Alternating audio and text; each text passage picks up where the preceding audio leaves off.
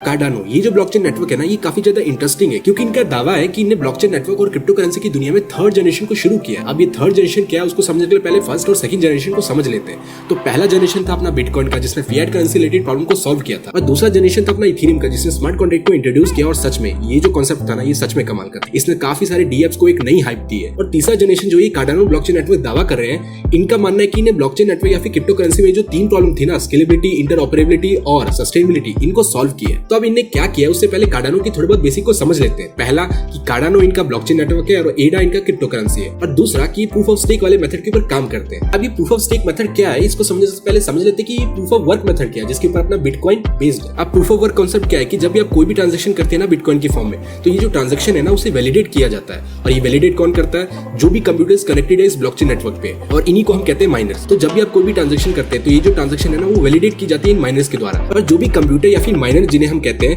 वो इन ट्रांजेक्शन को वैलिडेट करते हैं ना, तो उन्हें रिवॉर्ड मिलता है in the form of crypto currency, जो कि इस केस में है बिटकॉइन। तो ये जो कॉन्सेप्ट है ना प्रूफ ऑफ वर्क का, इसमें दो प्रॉब्लम अराइज होती है। पहला कि बहुत सारे कंप्यूटर एक दूसरे से कंपीट करें और जीता तो सिर्फ एक ही को, और प्राइस भी किसी एक ही को मिलेगा, लेकिन बहुत सारी इलेक्ट्रिसिटी और प्रोसेसिंग पावर बर्बाद हो रही है इसमें। दूसरा कि इन सबके कारण ट्रांजेक्शन स्पीड काफी ज्यादा कम हो गई। एग्जांपल के तौर पे बिटकॉइन की जो ट्रांजेक्शन स्पीड है वो है 7 ट्रांजेक्शन पर सेकंड, जो कि काफी ज्यादा कम है।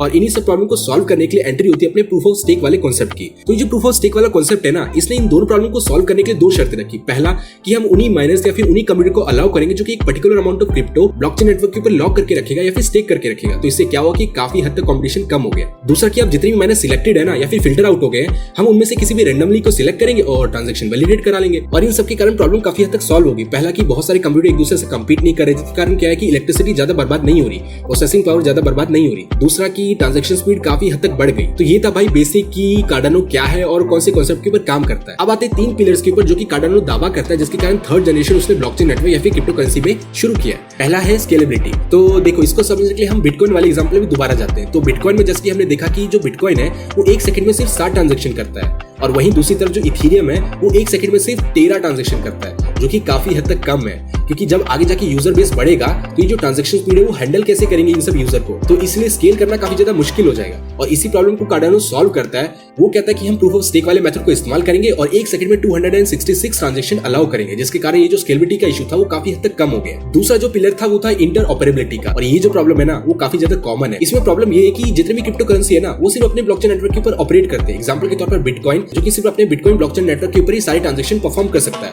अगर आप इथेरियम ब्लॉकचेन नेटवर्क के ऊपर बिटकॉइन को ट्रांजेक्शन करना चाहेंगे तो नहीं कर पाएगा। और उसी तरीके से इथेरियम बेस्ड कॉइन्स या फिर टोकन सिर्फ इथेरियम ब्लॉकचेन नेटवर्क के ऊपर ही वर्क करते हैं। और इसी इंटरऑपरेबिलिटी प्रॉब्लम को सॉल्व करता है कार्डानो। उनका मानना है कि हम एक काम करते हैं कि हम अपने ब्लॉकचेन नेटवर्क और दूसरे ब्लॉकचेन नेटवर्क को कनेक्ट करने के लिए ब्रिज का इस्तेमाल करते हैं, और इस ब्रिज के कारण आप आसानी से डिफरेंट क्रिप्टो करेंसीज या फिर कॉइन या फिर टोकन को डिफरेंट ब्लॉकचेन नेटवर्क के ऊपर ऑपरेट कर पाएंगे, जो कि काफी कमाल का कॉन्सेप्ट। वैसे जो प्रॉब्लम है डिफरेंट ब्लॉकचेन नेटवर्क के ऊपर डिफरेंट कॉइन या फिर टोकन को ऑपरेट करने वाली, ये रैप कॉइन या फिर रैप टोकन वाले कॉन्सेप्ट से सॉल्व होती है थोड़ी बहुत। वैसे अगर आपको नहीं पता कि रैप टोकन या फिर कॉइन क्या होते हैं, तो वीडियो ऑलरेडी बन रखी है, एंड स्क्रीन में आपको दिख जाएगा या फिर डिस्क्रिप्शन में आपको लिंक मिल जाएगा। अब आते हैं थर्ड पिलर के ऊपर, जो कि है सस्टेनेबिलिटी। इसमें प्रॉब्लम ये हुई कि जितने भी डेवलपर्स हैं या फिर लोग हैं जो कि ब्लॉकचेन नेटवर्क को इस्तेमाल कर रहे हैं, उनका कहना है कि हम कैसे मान लें कि ये जो ब्लॉकचेन नेटवर्क है ये 24/7 हमें सर्विस प्रोवाइड करता रहेगा, है ना, क्या गारंटी है इसकी। तो इस प्रॉब्लम को सॉल्व करने के लिए कार्डानो ने एक काम किया कि उन्हें एक ट्रेजरी मेंटेन की, जहां पे जितने भी ट्रांजैक्शन से रिलेटेड फीस आती है वो कलेक्ट होती है, वो चला जाता है उनको जो कि इस ब्लॉकचेन नेटवर्क को मेंटेन कर रहे हैं, सिक्योर कर रहे हैं या फिर किसी भी मामले में सपोर्ट कर रहे हैं। जिसके कारण क्या हुआ कि वो गारंटी दे सकते हैं बाकी डेवलपर को या फिर जो भी उनका ब्लॉकचेन नेटवर्क इस्तेमाल कर रहा है कि उनकी जो ब्लॉकचेन नेटवर्क की सर्विस है ना वो 24/7 एक्टिव है। तो ये थी तीन पिलर जिसके कारण कार्डानो दावा करता है कि उन्हें ब्लॉकचेन नेटवर्क या फिर क्रिप्टो करेंसी में थर्ड जनरेशन को शुरू किया। बाकी जो कार्डानो ब्लॉकचेन नेटवर्क है वो और भी कई सारे फ्यूचर प्रोजेक्ट्स के ऊपर काम कर रहा है, जिसमें स्मार्ट कॉन्ट्रैक्ट्स और गवर्नेंस चेंज जैसे प्रोजेक्ट शामिल है।